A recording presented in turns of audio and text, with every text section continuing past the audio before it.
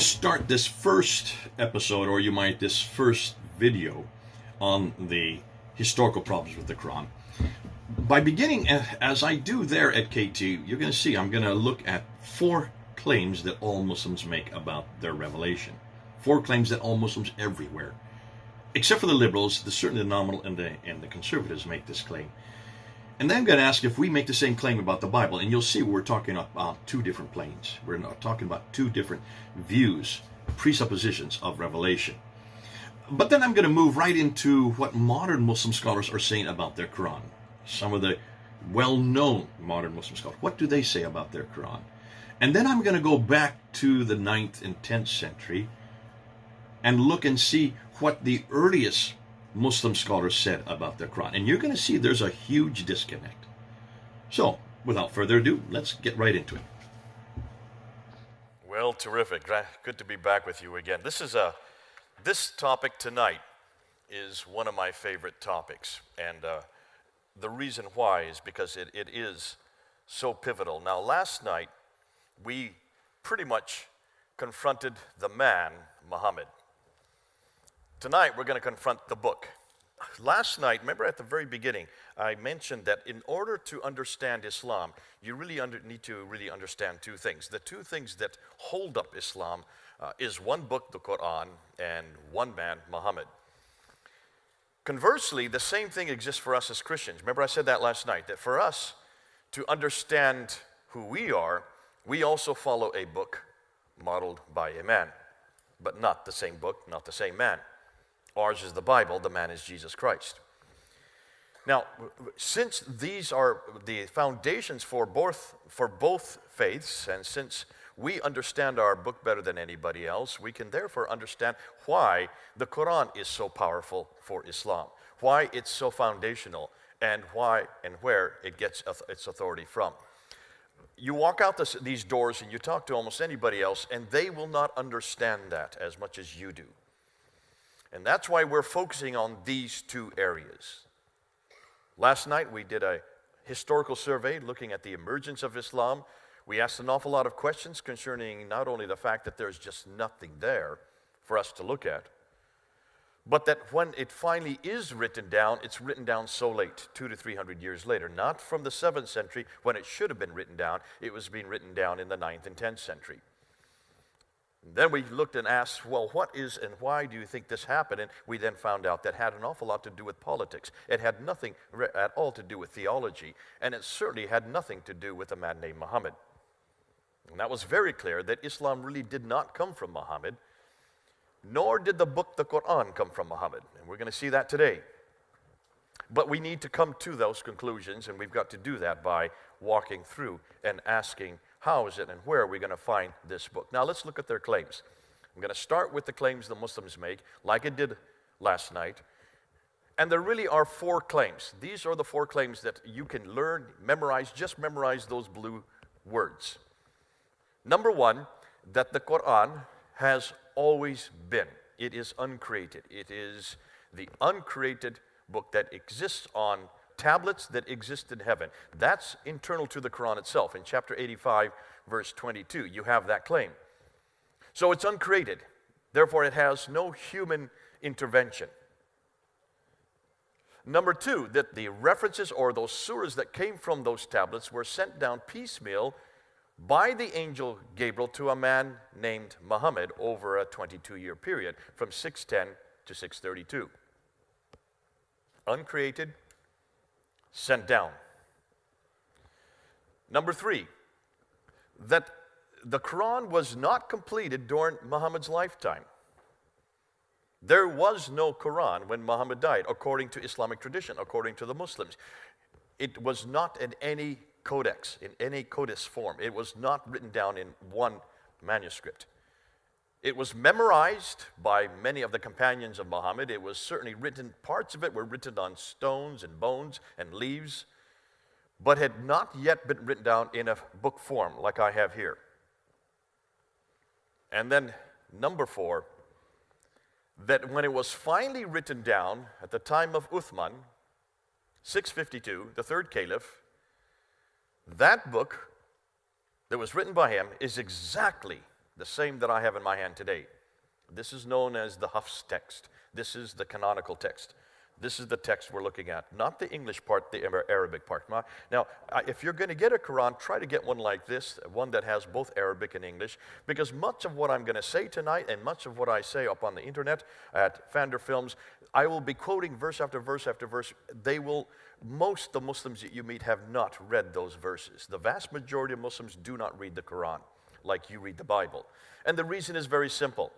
Muslims only read the Quran to memorize it, to receive barakah, that's to receive blessing that's recorded by an angel sitting on their right shoulder, given to them when they were born. Another angel that sits on this shoulder records their bad deeds. It's very much like a bank account, credit and debit, credit and debit. So to retain that, or to get that credit, you have got to read the Quran, and you have to read it in Arabic. Now, only 15% of all Muslims worldwide speak Arabic. 85% do not know Arabic. And the vast majority of Muslims in this country do not know Arabic. So they're not going to know much of what I'm going to say tonight, and they're not going to know much of what you're going to claim, and not many of the references that you go to, they will have never heard. So keep a Quran with you. More than likely, almost every Muslim you will speak will not have a Quran with them. Isn't that so, Sarah? When we go to Speaker's Corner, how many Muslims have Qurans in their hands? Zilch. They all have Bibles in their hands, God bless them, and they have all these little post-it notes all the way through with seeming contradictions and seeming errors, seeming what they call scientific problems, but there is no one that has a Quran in their hands because they don't use the Quran to understand it. They don't use it to read it and assimilate it and then to apply it to their lives unless they're radical Muslims over here on the right.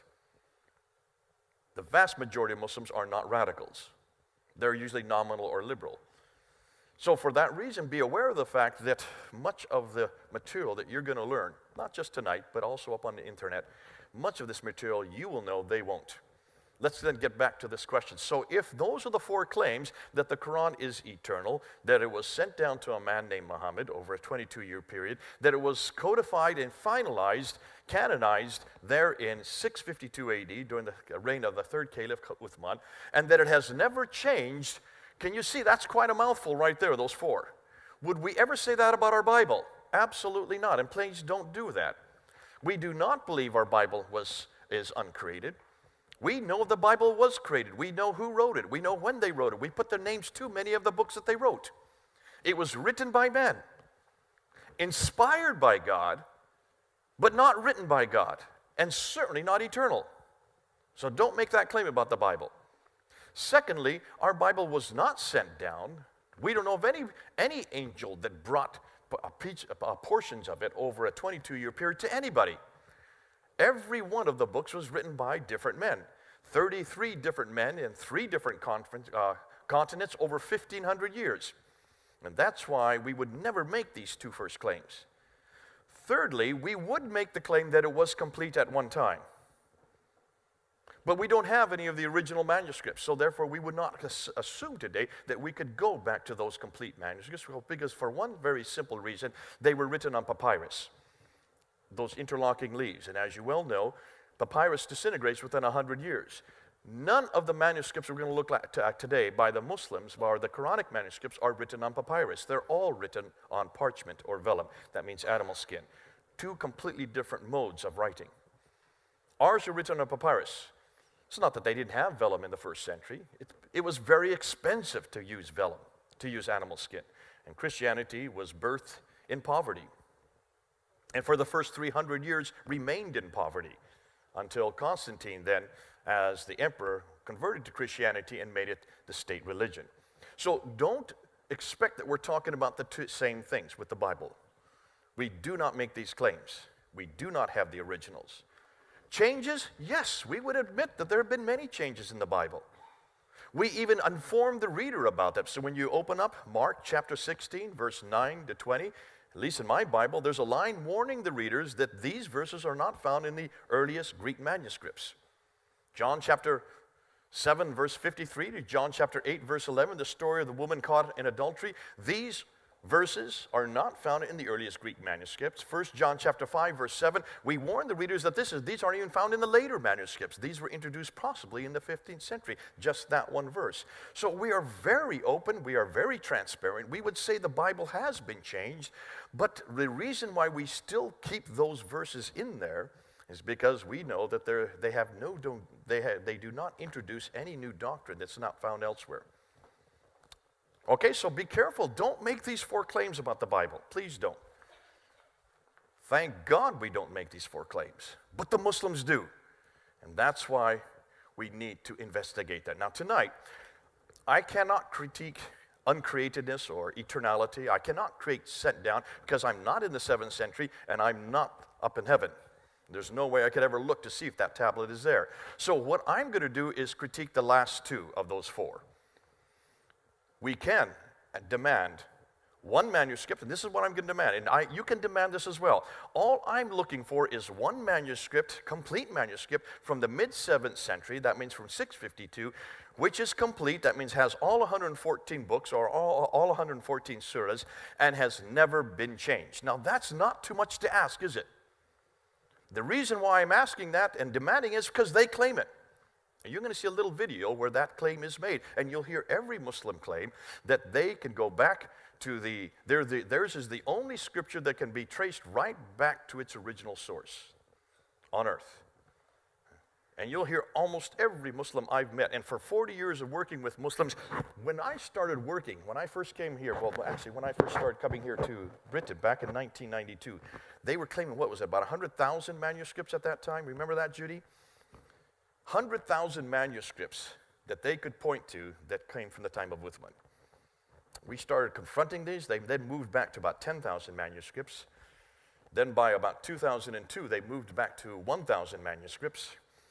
By 2014, when I did my debate with Shabir Ali there in Toronto on the 6 major manuscripts, they then moved back to those 6 manuscripts. So from 100,000 down to 1,000, down to 6 manuscripts in 2014. Now with this new material that I'm introducing tonight, and you'll see why, they've really now only reduced themselves down to 1 manuscript, the Topkapi. Ooh, I love that. Makes my job. Isn't that been great, Sarah, how we've forced them back? But even that 1 manuscript we're going to put on the hot seat tonight. So this is all I'm going to do tonight. So I'm going to do 12 different areas. Hold on. We're going to go through 12 areas of historical criticism. The first one I'm going to do is I'm going to look at what the Muslim leaders used to say. I'm looking at then what the Muslim scholars now today say. I'm going to look at some historical anachronism. We're going to go into what we call source criticism. We'll look at the first two compilations of the Quran. Then we'll look at the 6 earliest manuscripts. We'll look at the 2 layers of the Sana'a manuscript, the most exciting amongst them. We'll look at the 4 carbon dating lab reports, take a swipe through the late diacritical variants, ask the question about where is that first earliest extant Quran, and then end up with the early consonantal variants and end up with the history of the 1924 Hafs canonized text. 12 areas. Put your pen down. You're not going to keep up with me. That's why we're filming this, so it's going to be on the YouTube. It's going to be on KT Online. It's also be on Fander Films, so you can look at it and take your time and unpack it. We're going to take everything that's on the screen will be embedded into the film that we're going to put up online. So let's start with the very first one. What do modern Muslim scholars, what do they claim today? Let's start with Suzanne Hanif, who is a convert to Islam. She says that it is preserved today in its exact original form. Okay, so she's a convert. Maybe she doesn't know better. Well, let's ask Fethullah Gulen. Fethullah Gulen, who is part of the Gulen movement out of Turkey, he lives in Pennsylvania now. He and Erdogan used to be co-scholars together before Erdogan then and he separated. He says one Quran unaltered, unedited, and untampered. Okay? What about Abdullah Yusuf Ali? Abdullah Yusuf Ali is probably the most respected translator of the Quran into the English language, did his translation in the 1930s. He said, not a single letter has changed. This is in 1935 he said this. Not a single letter has changed. So what we have in our hand today, this book right here, is exactly the same that was which was revealed to Muhammad and then compiled by Uthman. Malvi Muhammad Ali, who is part of the Ahmadi movement, he goes even further. He says not even a diacritical point has been changed. When you look at the Arabic script, you will see that there are dots above and below the line. We'll explain these. Those are diacritical points. Anytime you see a dot, to make it a nun or a ta or a tha or a ba or a ya, that is those dots create the letters, then separate the letters. Those are called diacritical points. So he's saying even the dots are exactly the same today as they have always been, that exist there in heaven, sent down to Muhammad, and then compiled by Uthman. Dr. Shabir Ali, a good friend of mine, I've debated him 6 different times. He used to say that they were exactly identical for over 1,300 years. He said, folks, that's 1,300 years ago, and we can compare that with what we're reading today, and we find them to be exactly identical. He goes on to say, and then he actually got a little bit more wiser as he went on. He says, the text was known through memory work and through the written materials handed down right from the time of the Prophet Muhammad.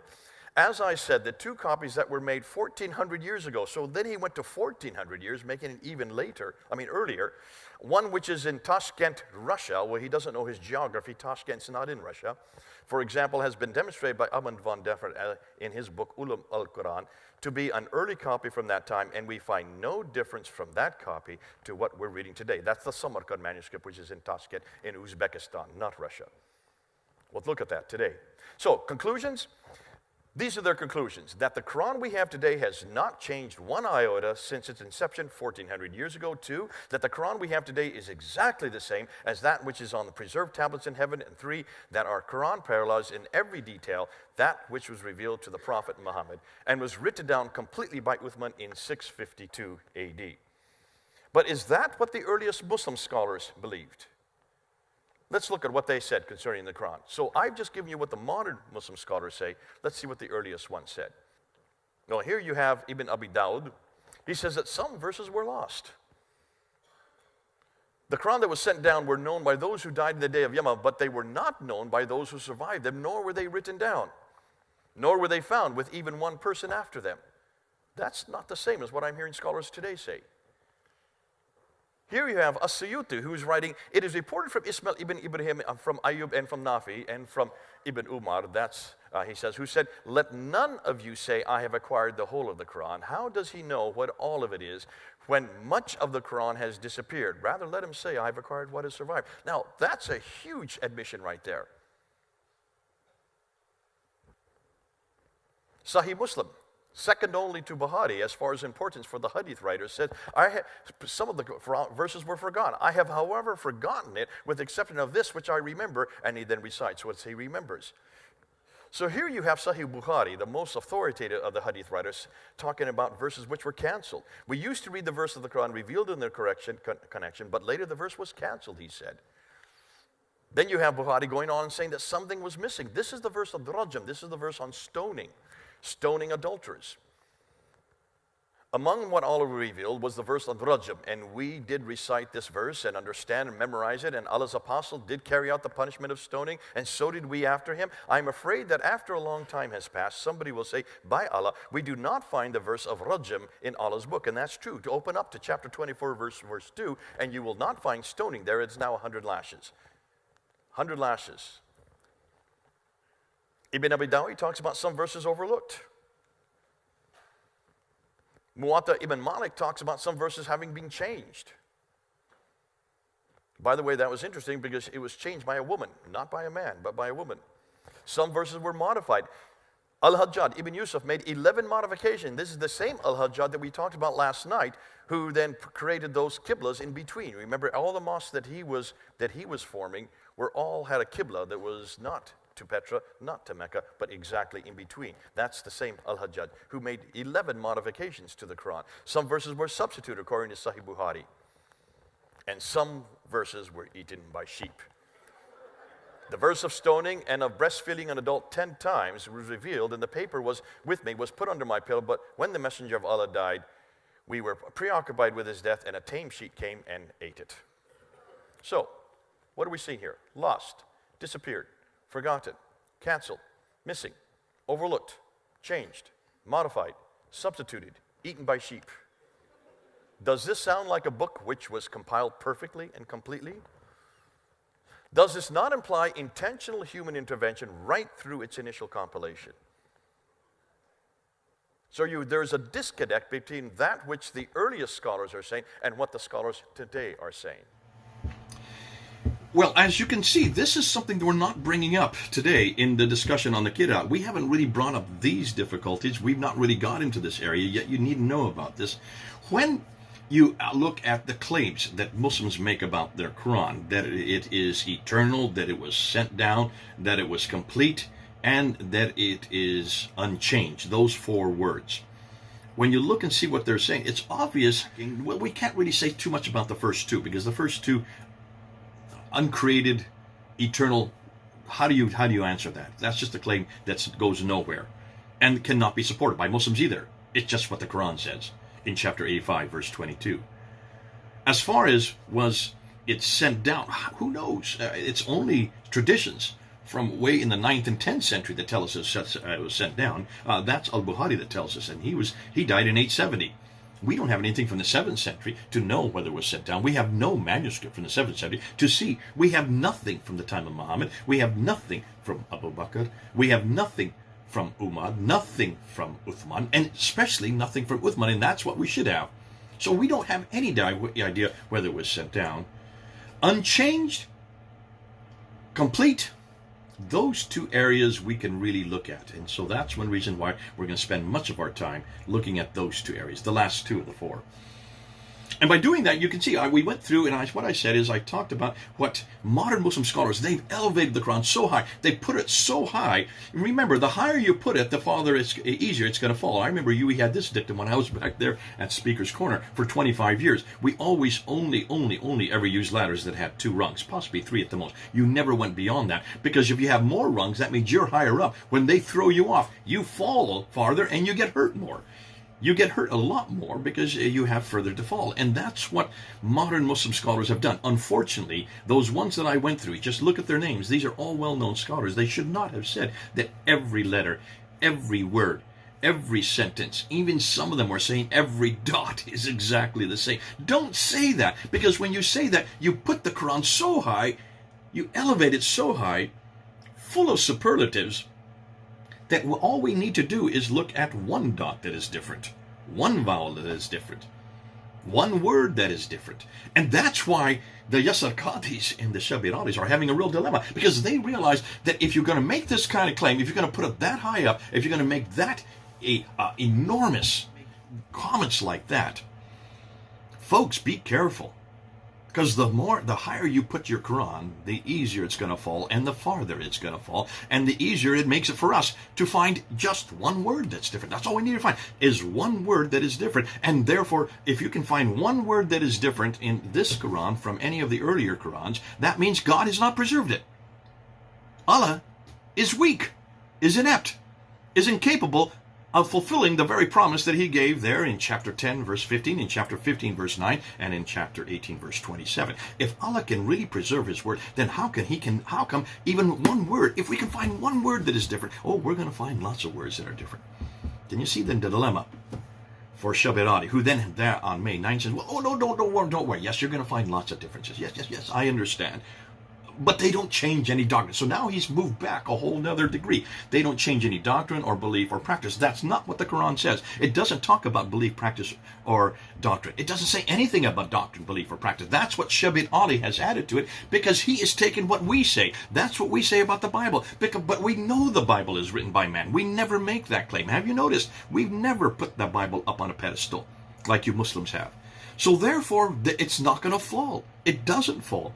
And when you see a difference between what a manuscript says in the 4th century and something that has been added, a word or something has been added later on, we know that that's normal. That happens with all ancient documents and all ancient artifacts and all ancient manuscripts, including the Quran. We're not going to get to that yet. Wait till you find how many thousands of differences that we're going to find. And these are shocking when you see them.